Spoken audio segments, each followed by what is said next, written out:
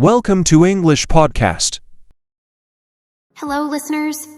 Welcome to Simply Explained English, the podcast where we break down the English language into easy-to-understand pieces. I'm Lisa. And I'm Eric. Whether you're learning English as a second language or just brushing up on your skills, we're here to help you grasp English simply and effectively. In each episode, we'll explore a new word, phrase, or common English expression, making sure you can understand and use them confidently in your daily conversations. So, grab your notebooks and let's get started with today's words. Okay, what are the words today, Eric? The first word today is mad. Then we will continue with obvious and to offer, then to grow up. The final one is pull someone's leg. Can you explain what mad means, Eric? Mad is an adjective. When someone is mad, they are very angry. But in informal English, especially in American English, mad can also mean crazy or very enthusiastic about something. That's right, Eric. For example, you can say, "Are you still mad at me?" Or, "Mark got really mad at Richard for not washing up." Maybe you have noticed that if we use somebody after mad, we use at, like at me, or at Richard in your examples. Yes, I have. But in this sentence, we don't have to use at because we won't use somebody after mad. For example, he was mad when he found out that someone hit his car. Absolutely, Lisa. Mad means very angry in those sentences. But the meaning of mad in this sentence is different. She is mad about the new superhero movies. In this sentence, mad means she really loves them.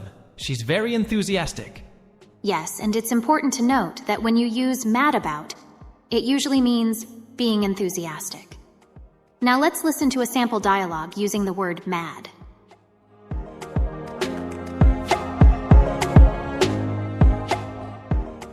Why is Kevin not coming to the cinema? Oh, he's mad because he lost his phone today. That's too bad. He's also mad about sci-fi movies. He'll miss a great one tonight. Yes, he told me last week how excited he was for this movie. In this dialogue, the first mad means Kevin is angry, and the second mad shows that he really likes sci-fi movies. It's a good example of how versatile the word mad can be in English. Lisa, have you ever been mad about something? Oh, absolutely. I was mad about ballet when I was younger. I used to dance every day after school. How about you, Eric? I've definitely been mad in both senses. As a kid, I was mad about video games, and I was mad at my favorite team when they lost a match. Oh, you use mad in two different meanings, Eric. Yes, Lisa. In the first sentence, what I meant was that I liked video games very much, and in the second, I was very angry when my team lost. It sounds like mad can describe a lot of our feelings and interests. Remember, listeners, mad can show strong emotions like anger or excitement. That's right. And I think we have explained mad fair enough, Lisa. Okay, Eric, let's move on to our next word. What's the next word?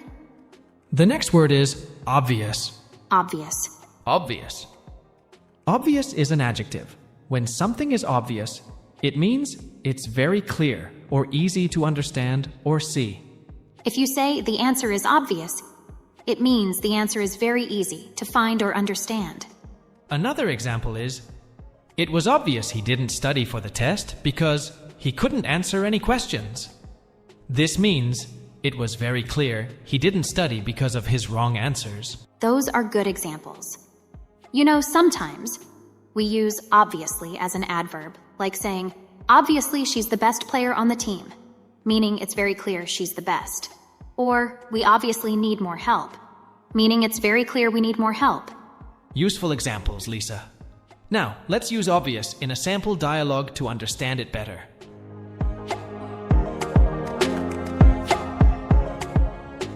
Did you notice anything unusual about the suspect's behavior? It was obvious that he was nervous. He was sweating and couldn't look us in the eye. You're right. It's obvious he's hiding something. We need to investigate more. That's a great example, Lisa. It shows how we can use obvious to describe something that is clear to understand. Definitely. Hey Eric, have you ever been in a situation where something was obvious to you, but not to others? Yes, I have. When I was playing a video game with my friends, the solution to a puzzle was obvious to me, but they couldn't find it out. It took them a while to see what I saw. That must have been frustrating for you. I've had similar experiences where I noticed something obvious, but others didn't. Sometimes it can be hard to explain something. Absolutely. It's like trying to describe the color blue to someone who has never seen it. It's just so obvious to you, but not to them. That's a great analogy, Eric. Something might be obvious to one person, but it may not be obvious to another. That's so true, Lisa. We all have different perspectives and experiences. Well said, Eric. That's all for the word obvious. Let's continue with the next word. The next word is to offer. To offer. To offer. It's a verb. When you offer something, it means you give or propose something to someone, which they can accept or refuse. That's a helpful explanation, Eric. For example, you can say, she offered me a cup of tea. It means she proposed to give me a cup of tea and I could say yes or no. Exactly, Lisa. And another example is, he offered to help me with my homework. This shows he proposed his help, which I could accept or not. Great example. And notice, listeners, if you use a verb after offer, you should use the infinitive form, like in the second example where Eric used offer to help. Now, let's look at a sample dialogue using the word offer.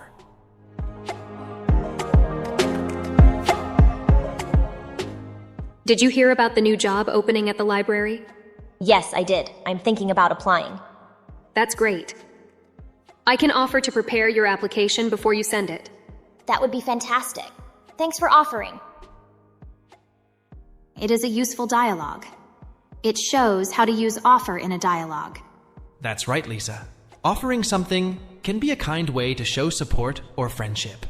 Speaking of which, Lisa, have you ever offered something unusual or unexpected to someone? Oh, yes. Once I offered to do a painting for my friend's class. I'm not a professional, but I wanted to help her space. What about you, Eric? I once offered to cook dinner for my family. It was a surprise because I rarely cook, but it went well. That sounds lovely, Eric.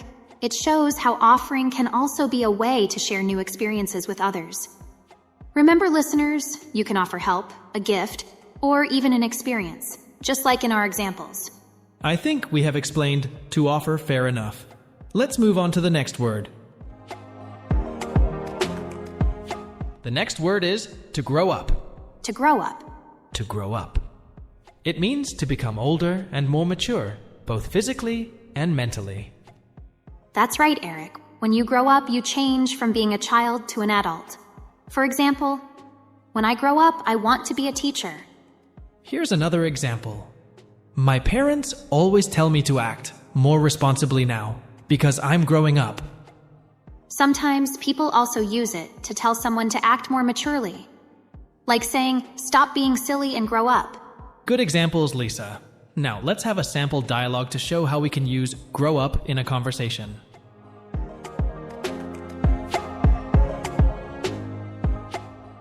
Look at you, Sarah. You've grown up so much since I last saw you. Thanks, Grandpa. I'm not a little girl anymore. I'm growing up and learning new things every day. I can see that. You're becoming a lovely young woman. Always remember, no matter how much you grow up, you'll always be my little girl. What a sweet example, Eric. As we get older, our bodies and minds change. This example shows that grow up can be used to describe these changes. Definitely. It's a process everyone experiences. Hey, Lisa, what did you want to be when you were growing up? When I was growing up, I wanted to be a veterinarian because I loved animals. How about you, Eric? I wanted to be an astronaut and explore space. Obviously, that didn't happen, but it was fun to dream about it as a child. It's amazing how our dreams and wants change as we grow up. It's all part of the journey. Absolutely. Growing up is not always easy, but it's a necessary part of life. We learn so much along the way. That's so true, Eric. Well, that's all for the phrase to grow up. And it is time to explain our last word today. What is the last word today, Eric? The last word is pull someone's leg. Pull someone's leg. Pull someone's leg. It's an idiom that means to joke with someone in a playful way. If you are trying to convince them that something is true as a joke, you can use the informal phrase, pull someone's leg. That's right, Eric. When you pull someone's leg, you're not being serious. You're just trying to make them believe something that isn't true, usually for fun. For example, don't believe him when he says he can speak 10 languages. He's just pulling your leg. Here's another example. I told my little brother that the moon was made of cheese. I was just pulling his leg, but he believed me. Great examples, Eric. It's important to remember that pull someone's leg is an idiom, so it doesn't literally mean to pull on someone's leg physically. Thanks for clarifying that, Lisa. Now, let's have a sample dialogue to show how we can use pull someone's leg in a conversation.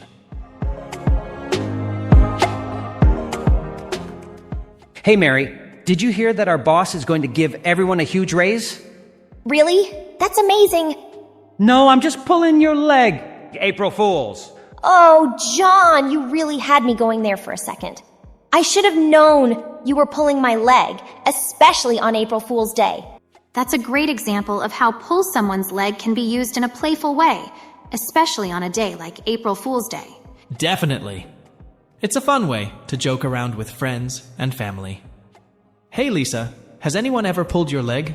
Oh yes, my older sister used to pull my leg all the time when we were kids.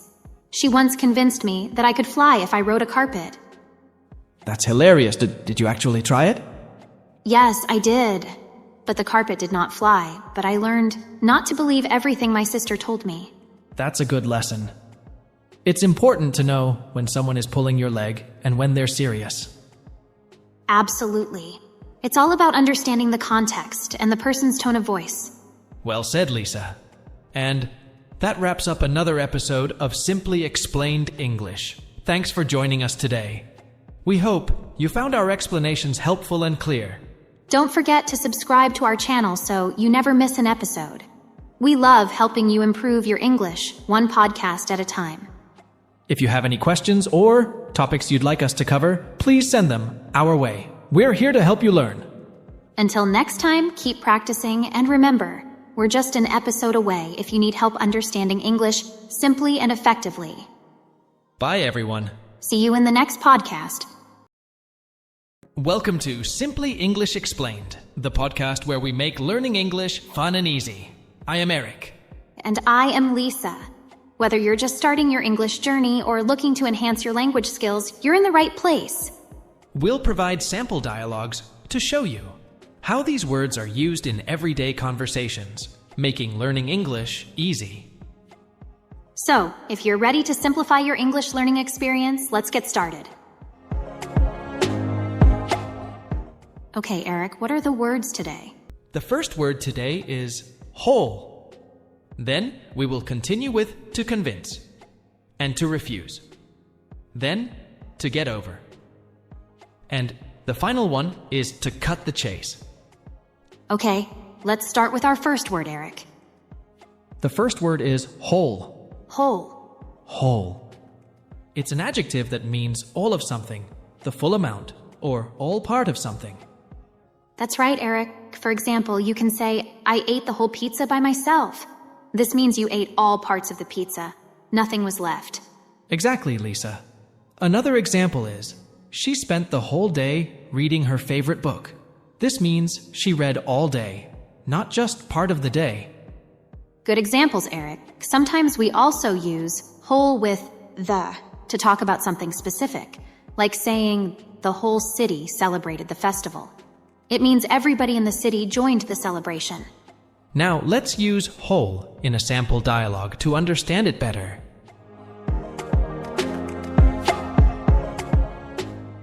Did you manage to finish the project?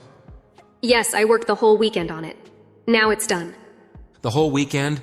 That sounds exhausting. It was a bit tiring, but seeing the whole project completed was very rewarding. This dialogue shows how the word whole describes the entire amount of time a person spends on an activity. It really does, Lisa. Have you ever worked on something for the whole day, Lisa? Yes, I have. Once I spent the whole day organizing a charity event. It was a lot of work, but the result was good enough. What about you, Eric? I've spent the whole night working on a painting before. When I'm focused on my art, time just flies. That's true dedication. It's amazing that you can give your full attention to something you love so much. Absolutely, Lisa. And for our listeners, remember that the word whole is used to describe something as complete. It's a simple word, but it adds a lot of meaning to our sentences. Well said, Eric. We hope this explanation helps our listeners understand how to use whole properly. I hope so, Lisa. Okay. The next word is to convince. To convince. To convince. It's a verb, and it means to make someone believe something or agree to do something by giving them good reasons. That's right, Eric. We use it like to convince someone to do something or convince somebody that. Exactly. Let's look at some examples. First, she managed to convince her boss to give her a day off. It means she gave her boss good reasons for a day off. Here's another one. I tried to convince my brother that we should go to the new restaurant. Good examples. Now, let's move to a sample dialogue. Imagine two friends, Tom and Jerry, talking in a park.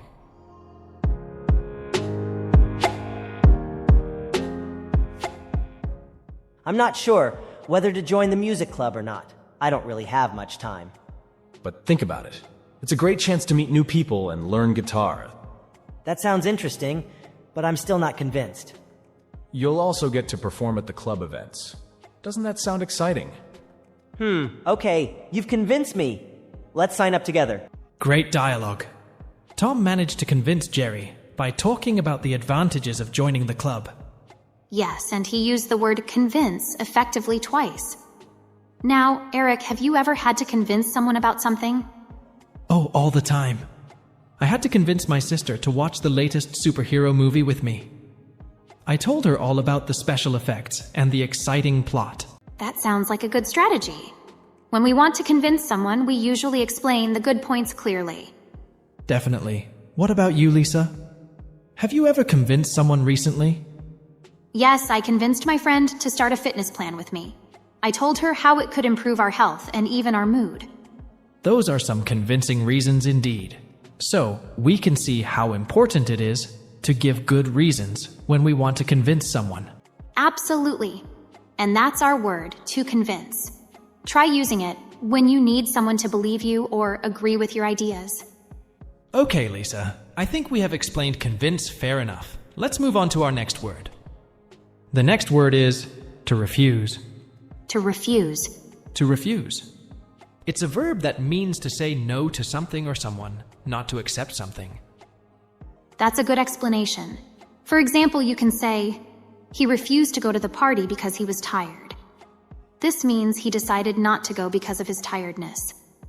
And another example is, she refused the offer to work on Sunday. This means she said no to the offer because maybe she has other plans or wants to rest. Those are great examples. It's important to remember that to refuse is followed by to and the infinitive of another verb, like to refuse to go or to refuse to accept.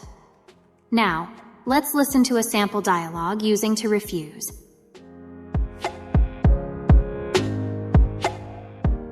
Would you like to take on the new project? It's a great opportunity. I appreciate it, but I have to refuse. I am already busy with current projects. I understand, but don't forget, it's rare for such opportunities to come by.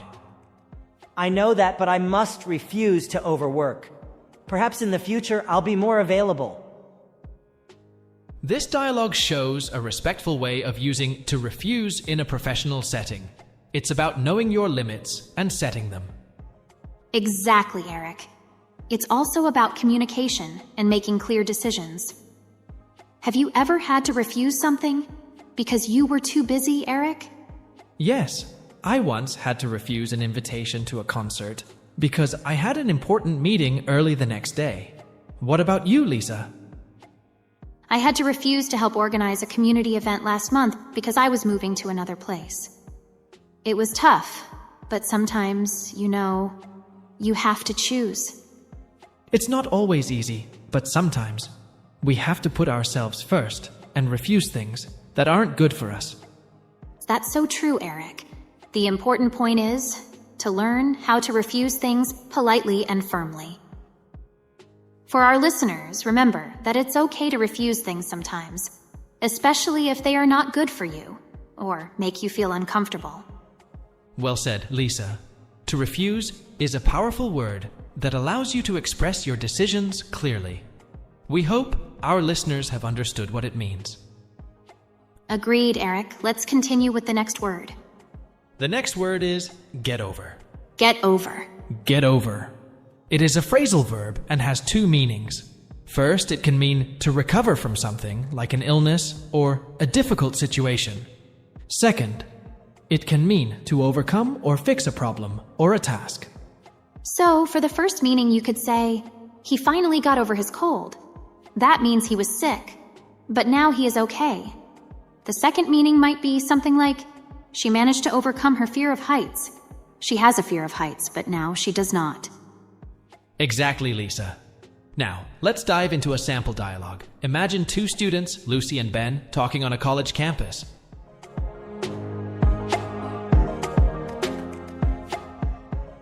Ben, are you still upset about the game last night? Yeah, I'm trying to get over it, but it's hard. We were so close to winning. I know it's tough, but you'll get over this disappointment. There's always the next game. You're right, Lucy. I need to focus on that.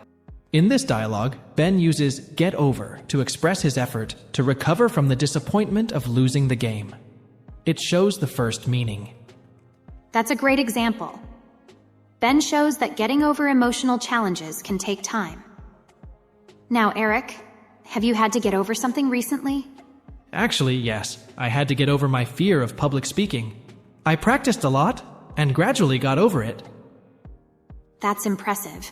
It really shows how we can use get over to overcome problems or tasks. So you got rid of your fear, right?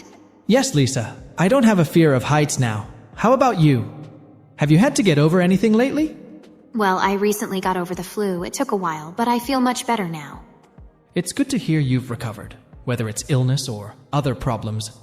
Get over means that you managed to get rid of past difficulties or illnesses. Remember, get over can be used to talk about recovering from something or overcoming something. Try to use it in both senses according to your needs. We hope you quickly get over any challenges you face. Well said, Eric. Let's continue with our last word. The last word is cut to the chase. It's a phrase that means to get to the point without wasting time on unnecessary details. That's right, Eric. It's often used when someone wants to hear the main part of the story or the key information without delay. Exactly, Lisa. For example, you might say, we don't have much time, so let's cut to the chase. We need to decide now. And another example could be, I know you have a lot to tell me, but can you cut to the chase, please? Great examples. Now let's move on to a sample dialogue. Imagine two colleagues, Tom and Sarah, in a business meeting.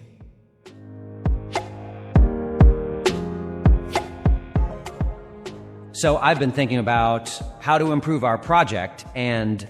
Jake, can you cut to the chase, please? What's your main idea? Right, sorry. To cut to the chase, I think we should use solar power. That's a great idea. Cutting to the chase really helps focus our discussion. That was a perfect use of cut to the chase in a professional setting. Jake got directly to the important points. Yes, it really shows how this phrase can be effective in saving time. Lisa, have you ever had to tell someone to cut to the chase? Actually, yes. Just last week, my friend was telling me a long story, and I was running late, so I asked her to cut to the chase. That makes sense. It's a useful phrase when you're short on time. I often use it during meetings to keep discussions focused and efficient. It's useful in many situations. It certainly is. And that's our phrase for today, cut to the chase. Use it when you need information quickly or when you want to focus on the most important points. Remember, it's a great way to communicate efficiently and respectfully. Okay, listeners, we have reached the end of our podcast today. Thanks for tuning in to Simply Explained English. We hope you found today's episode helpful and easy to understand. Remember to practice what you've learned and join us next time for more simple explanations to boost your English skills. Until then, keep practicing and stay curious. Goodbye. Bye, everyone. See you in the next episode.